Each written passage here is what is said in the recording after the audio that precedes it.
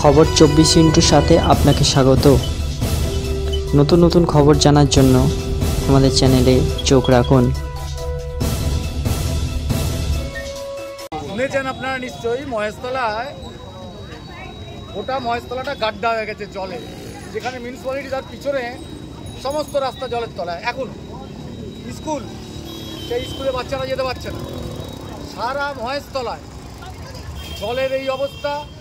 পানীয় জল, রাস্তায় জমা জল আছে কিন্তু পানীয় জল শুদ্ধ পাওয়া যাচ্ছে।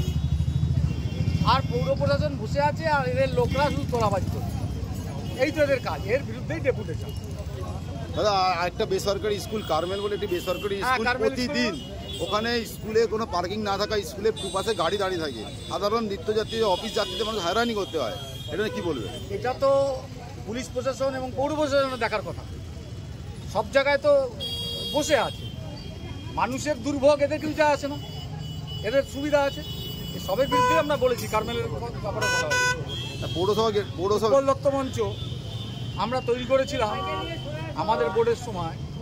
এইরকম একটা ঐতিহ্যবাহী নাটকের কেন্দ্র, সেইটা বেসরকারি সিনেমা হলের কাছে দিয়ে দিচ্ছে।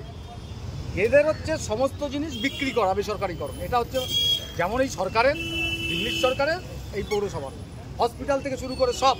কস্তুরী দাস হসপিটাল যেমনটা আপনারা বললেন, পৌরসভা সাধারণ মানুষের পয়সা নিয়ে তৈরি করা হয়েছে, পরে বেসরকারিকরণ করা হলো। এবং সেখানে চিকিৎসা পাবে কেবলমাত্র বড় লোকরা, এমন তার রেট। এখানে প্রাথমিক স্বাস্থ্যকেন্দ্র, সেই স্বাস্থ্যকেন্দ্রে কিছু মানুষ ট্রিটমেন্ট পেতেন প্রথমে বিনা পয়সায়, তারপরে সামান্য পয়সায়।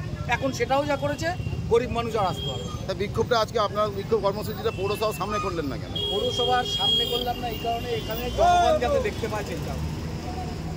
ওদের কটা মুখ এবং বধির লোককে দেখিয়ে তো লাভ নেই। জনগণের দাবি জনগণের সামনে রাখা হবে। তারা আজকে যে ডেপুটেশন দিলেন, দেওয়ার পরও দেখবেন যে যেই কেসেই হয়ে রয়েছে, তারপরে কি পরিকল্পনা? মানুষকে নিয়ে বড় আন্দোলনে নামা ছাড়া আমাদের কাছে আর কোনো রাস্তা নেই।